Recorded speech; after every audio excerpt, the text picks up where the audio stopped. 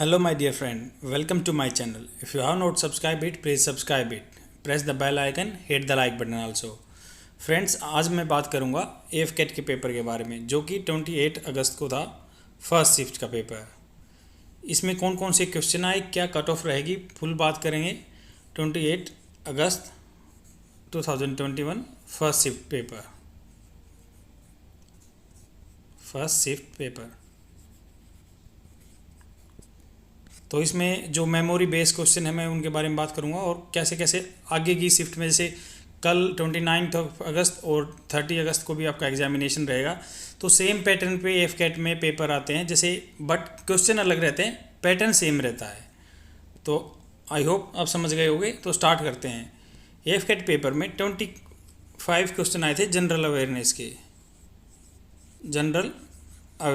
Question आए थे, general awareness के क्वेश्चन आए थे एंड 18 क्वेश्चन आपके न्यूमेरिकल एबिलिटी पे आए थे, मतलब जो आपके मैथ के क्वेश्चन 18 आए थे और 32 क्वेश्चन आपके रीजनिंग एंड मिलिट्री एप्टीट्यूड पे आए थे, मतलब आपके फिगर वाली रीजनिंग होती है और एप्टीट्यूड टेस्ट पे आए थे। और 25 क्वेश्चन ही आपके इंग्लिश के आए थे। ये पूरा पोर्शन था और ये 300 मार्क्स का पेपर था। अब स्टार्ट करते हैं कि कौन कौन से क्वेश्चन आए थे। देखो, सबसे पहले हम क्या जीके या जो जनरल अवेयरनेस है उसके बारे में बात करते हैं। जनरल अवेयरनेस में क्या क्वेश्चन आए थे। जनरल अवेयरनेस में फर्स्ट क्वेश्चन ये था कि जो ब्लैक क्लैड है वो किसको बोला जाता है, तो उसका आंसर ग्रेफाइट था। ये फर्स्ट शिफ्ट के मैं क्वेश्चन की बात कर रहा हूँ, जीए के जनरल अवेयरनेस के। सेकेंड क्वेश्चन था कि नेशनल प्लानिंग कमीशन जो कब फॉर्म हुआ था after independence. Planning commission 1900, national planning commission, national planning commission 1950 में आपका बना था। इसका 1950 आंसर था। थर्ड क्वेश्चन के बारे में बात करते हैं। थर्ड क्वेश्चन था कि जो इंडिया में लार्जेस्ट आइलैंड कौन सा है और कौन सी रिवर पे है वो। लार्जेस्ट आइलैंड है जो कौन सी रिवर पे है, तो इसका मंजूली आइलैंड जो सबसे लार्जेस्ट था, तो इसका आंसर ब्रह्मपुत्र नदी था। ये ब्रह्मपुत्र नदी पे है। नेक्स्ट क्वेश्चन के बारे में बात करते हैं। नेक्स्ट क्वेश्चन था कि जो लैंड ऑफ मॉर्निंग काम कौन सी, किस लैंड को बोला जाता है, कौन से कंट्री को बोला जाता है जिसके मॉर्निंग काम जैसे सुबह में शांति रहती है। इसका आंसर साउथ कोरिया था।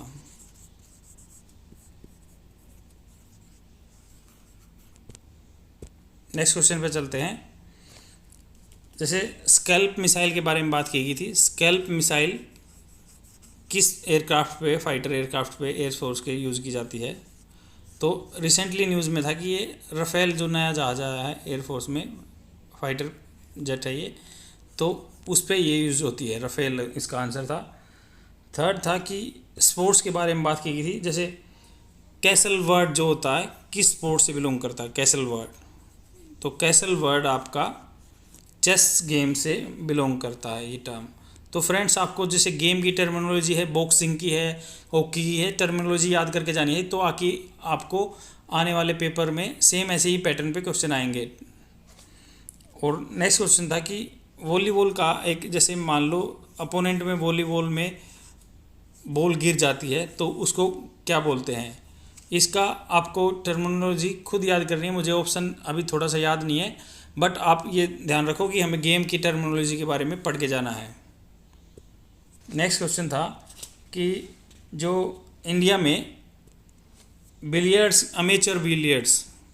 अमेच्योर होता है, नौसिखिया अमेच्योर बिलियर्ड्स की चैंपियनशिप होती है ना, तो फर्स्ट कौन बंदा था जिसको ये खिताब मिला हुआ है बिलियर्ड्स में, तो उसका आंसर विल्सन जेम्स था। विल्सन जेम्स आंसर था उसका। और नेक्स्ट पे चलते हैं। ये था कि जो रेड फोर्ट है, रेड फोर्ट किसने बनाया था। रेड फोर्ट शाहजहाँ ने बनाया था, जिसने ताजमहल बनाया था उसी ने, शाहजहाँ आंसर था रेड फोर्ट का। नेक्स्ट क्वेश्चन पे चलते हैं कि ये था कि आर्चरी आर्चरी जो तीरंदाजी है वो कौन से देश का नेशनल गेम है। तो हमें ये छोटे छोटे याद करके जाने हैं, जैसे कि आने वाले जैसे 29 को और 30 को हमारे काम आएगा। आर्चरी कौन से गेम से कौन से देश का था? भूटान का नेशनल गेम है आर्चरी। और जैसे शूटिंग मैं थोड़ा बहुत बता देता हूँ। जैसे शूटिंग है स्विट्ज़रलैंड का। और अगर मैं बात करूं गोल्फ की तो गोल्फ है स्कॉटलैंड का। और कबड्डी की बात करूं तो मैं ये कबड्डी बांग्लादेश का नेशनल गेम है। और रेसलिंग की बात करें तो रेसलिंग बांग्लादेश का है। और रेसलिंग ईरान का नेशनल स्पोर्ट है। तो आपको ऐसे ऐसे याद करके जाने पड़ेंगे जिससे कि आपको पेपर में इजी रहेगा। नेक्स्ट क्वेश्चन पे चलते हैं। एक क्वेश्चन था कि फर्स्ट फीफा वर्ल्ड कप कब हुआ। तो फर्स्ट फीफा वर्ल्ड कप हुआ 1930 में। बाकी ये जो फीफा इस्टेब्लिश किया गया था वो 1904 में है। बाकी क्वेश्चन इसमें आया हुआ था कि फर्स्ट फीफा वर्ल्ड कप कब हुआ, 1930 में। इसका ये आंसर करेक्ट है। तो आपको ये चीज़ें याद करके जानी है। जैसे मैं थोड़ा बहुत टर्म बता देता हूँ। जैसे स्टेलमेट चेस से बिलोंग करता है। स्टेलमेट टर्म होती है ना, ये आपके क्वेश्चन में भी आ भी सकता है। स्टेलमेट चेस से बिलोंग रखती है। जैसे और बुली आपकी हॉकी गेम से बिलोंग रखती है टर्म। तो ऐसे ही क्वेश्चन आएंगे, तो आपको ये याद करके जाने हैं। जैसे ड्रिबल है, स्कूप है, ये ड्रिबल और स्कूप भी हॉकी से बिलोंग करते हैं। और जैसे एक क्वेश्चन था कि कैबुल लैम्जो नेशनल पार्क कहाँ पे है। कैबुल लैम्जो नेशनल पार्क कहाँ पे है? लैम्जो नेशनल पार्क मणिपुर में है। ये इसका आंसर मणिपुर था।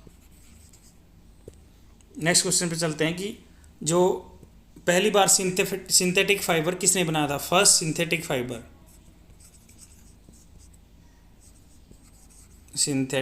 किसने बनाया था? तो ये नाइलॉन नाम के साइंटिस्ट ने बनाया था, जो आजकल बहुत फेमस है नाइलॉन के कपड़े।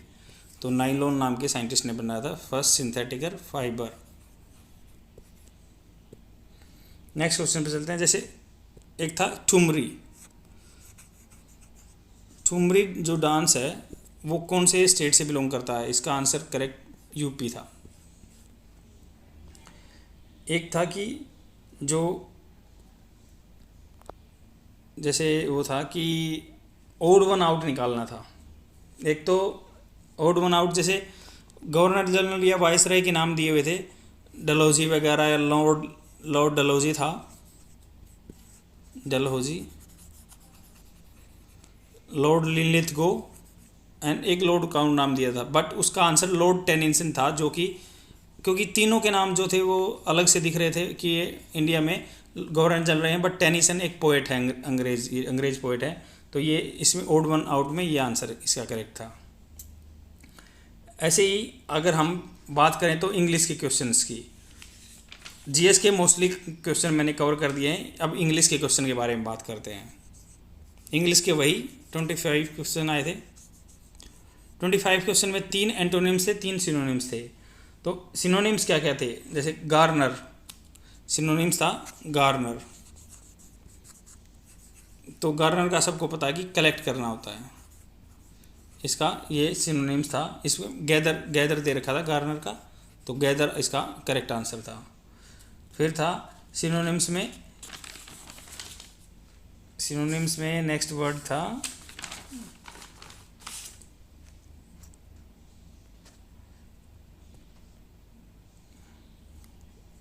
इराटिक मतलब जो अड़ियल होता है, तो उसका सिनोनिम्स बताना था। ऑब्स्टिनेट या वगैरह आंसर था इसका। या प्रेरोगेटिव मतलब आपके पास कोई ऑप्शन रहता है, ये आपका प्रिविलेज है। प्रेरोगेटिव का सिनोनिम्स था प्रिविलेज।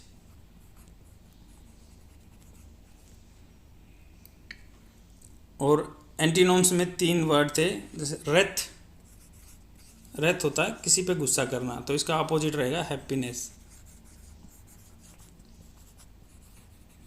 एंटीनोम्स में सेकंड वर्ड था फेलिसिटिस मतलब किसी को फैसिलिटेट करना या फैसिलिटिस, तो इसका अपोजिट था कि किसी के लिए प्रॉब्लम क्रिएट करना।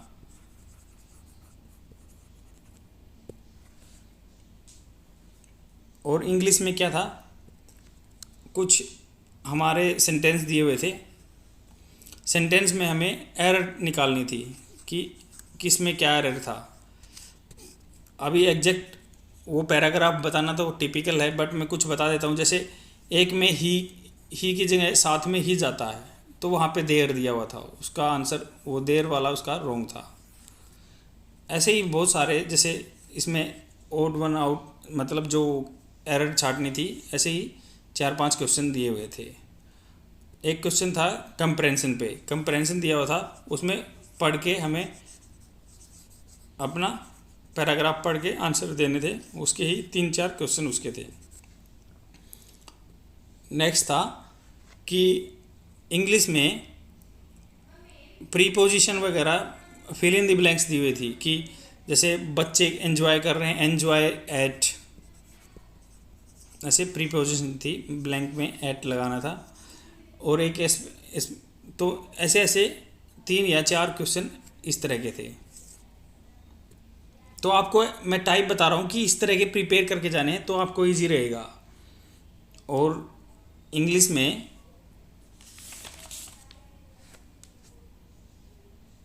में और था आपका, जैसे इंग्लिश की मैं बात करूं तो मोस्टली आपका इंग्लिश का कवर हो ही जाएगा, इतना ही था। एंटीनोम्स सिनोम्स 3 तो एंटीनोम्स सिनोम्स के थे, और फिर आपका पैराग्राफ था, फिर एरर निकालने थे, फिर कुछ सूटेबल वर्ड पुट करने थे। तो मैक्सिमम आपका 25 क्वेश्चन इससे कंप्लीट हो जाएंगे। तो इनको ही आपको रिपीट करते हुए जाना है, तो जिसमें क्या है इंग्लिश का पोर्शन भी आपका कवर हो जाएगा। नेक्स्ट हम बात करते हैं रीजनिंग की, या जो जनरल एबिलिटी की बात करते हैं, वो 32 क्वेश्चन आए हुए थे।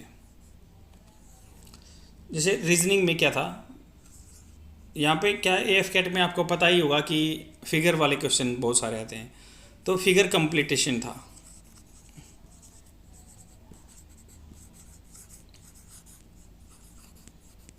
मान लो कोई फिगर दी हुई है, उसमें ये पोर्शन आपका कुछ है, कोई फिगर बना रखी है ऐसे ऐसे टाइप में करके, तो ऐसे ये आपका ब्लैंक दे देंगे, ये कंप्लीट करने वाला था।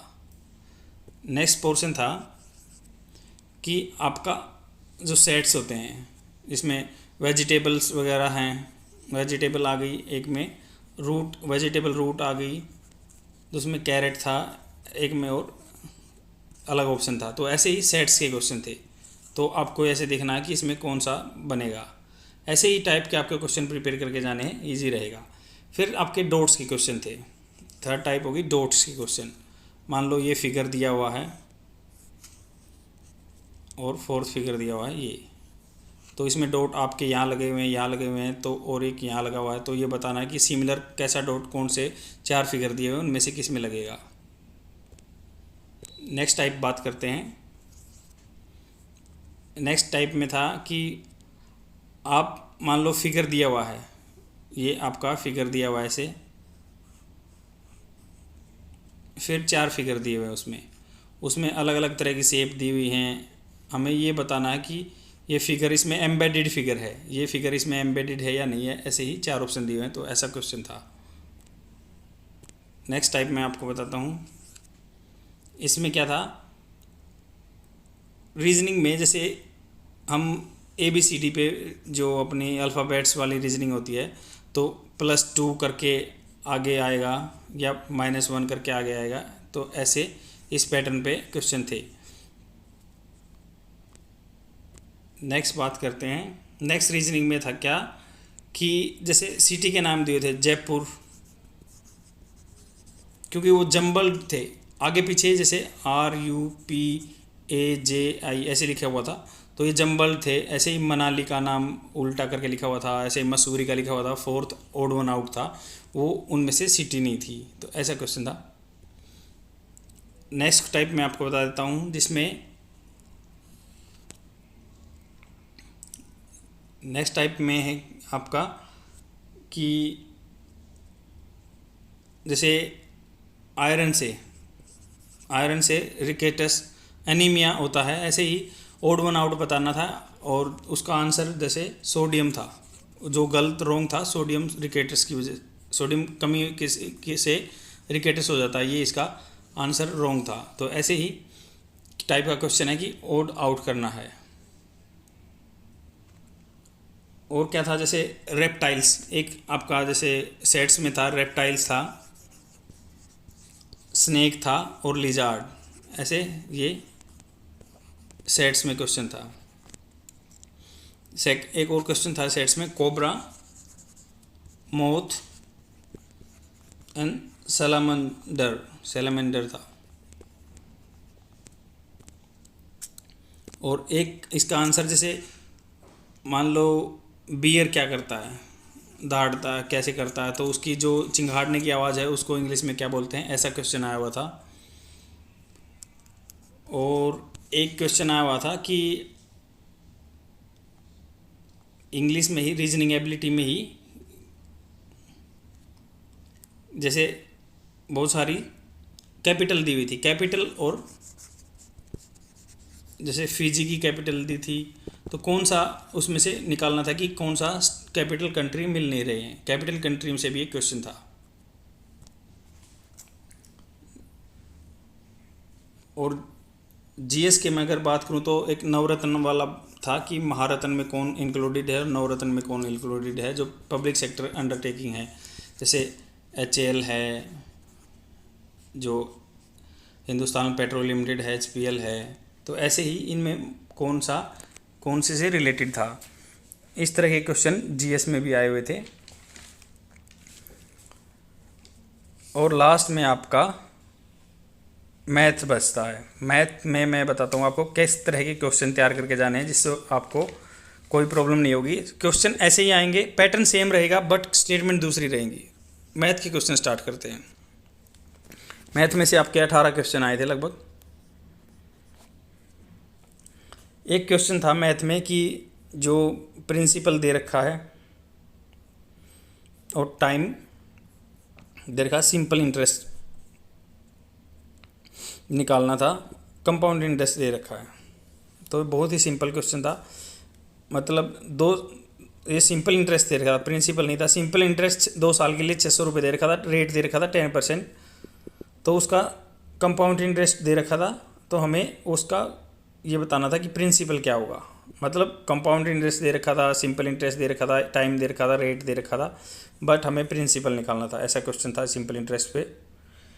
और क्वेश्चन था कि मान लो एज के बारे में कि जो टिया की एज मियाँ से उतनी ज़्यादा थी जितनी रिया से कम थी।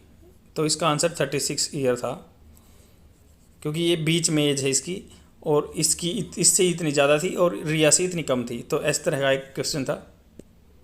नेक्स्ट क्वेश्चन पे चलते हैं। नेक्स्ट क्वेश्चन था कि मान लो ए है, डिस्टेंस का था, ए बी की तरफ जा रहा है और बी ए की तरफ आ रहा है, और ये मिलते हैं जो मिड है उससे 10 किलोमीटर आगे जाके। तो हमें टोटल डिस्टेंस दी हुई थी, कितनी टोटल डिस्टेंस है इन दोनों के बीच की, हमें स्पीड निकालनी थी इसकी। तो ये स्पीड एंड डिस्टेंस से क्वेश्चन था। नेक्स्ट क्वेश्चन का टाइप बताता हूँ। नेक्स्ट क्वेश्चन था कि ये ए है, ये बी है और ये सी है, 3 पॉइंट हैं। तो ये 1/4 डिस्टेंस दे रखी थी, ये 1/4 डिस्टेंस दे रखी थी, और ये बाकी बचती हुई ये 1/2 बच गई। तो इसमें क्या है, 60 स्पीड दे रखी थी, इसकी एवरेज स्पीड, इसकी 20 एवरेज स्पीड, इसकी 80 एवरेज स्पीड। तो टोटल एवरेज स्पीड बतानी थी सारी जर्नी की। तो ऐसे ही इसको आप इससे मल्टीप्लाई करके और इसको इससे मल्टीप्लाई करके और तीनों का जोड़ कर दोगे तो एवरेज स्पीड आ जाएगी। बहुत ही सिंपल क्वेश्चन आया हुआ था मैथ का ये। और एक क्वेश्चन था कि 7a + 5/3a - 2 = 5a - 3 4a+2। ये बहुत ही सिंपल क्वेश्चन था क्योंकि ऑप्शन दिए हुए थे, तो इसका 1/2 आंसर था। ए की वैल्यू पुट करके देखनी है हमें, अगर बराबर आ रहा है तो वो आंसर उसका करेक्ट होगा। इस टाइप का भी क्वेश्चन आया हुआ था। नेक्स्ट पे चलते हैं। एक वर्क और एफिशिएंसी पे आया हुआ था। वर्क एंड एफिशिएंसी मतलब ए बी से कम टाइम लेता है, 2 गुना काम करता है, तो वो कितने टाइम में दोनों इकट्ठा कर देंगे। ऐसा ही वर्क एंड एफिशिएंसी पे एक क्वेश्चन आया था, तो इसलिए आपको ये प्रिपेयर करके जाना है। नेक्स्ट क्वेश्चन था, मान लो ए काम करता है 4 आवर में, बी काम करता है 5 आवर में, तो ये दोनों मिलके कितना काम कर देंगे 4 दिन में। ऐसा कोई क्वेश्चन आया हुआ था। तो इस तरह के आपके क्वेश्चन आएंगे और आपको घबराना नहीं है, बिल्कुल सिंपल पेपर आएगा, बट अपने आप को वहाँ पे कूल एंड काम रखना। बहुत सारे क्वेश्चन ऐसे हैं कि जनरल अवेयरनेस से आप थोड़ा सा सोचोगे तो आपके करेक्ट हो जाएंगे। फ्रेंड्स, लगभग मैंने सारा ही पेपर कवर कर दिया है, और आप इस तरह की तैयारी करके जाएंगे तो आपको क्लियर करने से कोई नहीं रोक सकता। अगर मेरे से पूछोगे तो आप लगभग 170 या 75 के आसपास कट ऑफ जाएगी। पेपर इतना इजी आ रखा था। तो friends, best of luck for your exam and अच्छा करके आओ। इस तरह के पैटर्न को आप तैयार करके ले जाओगे तो आपको इजी रहेगा। Thanks for watching, bye.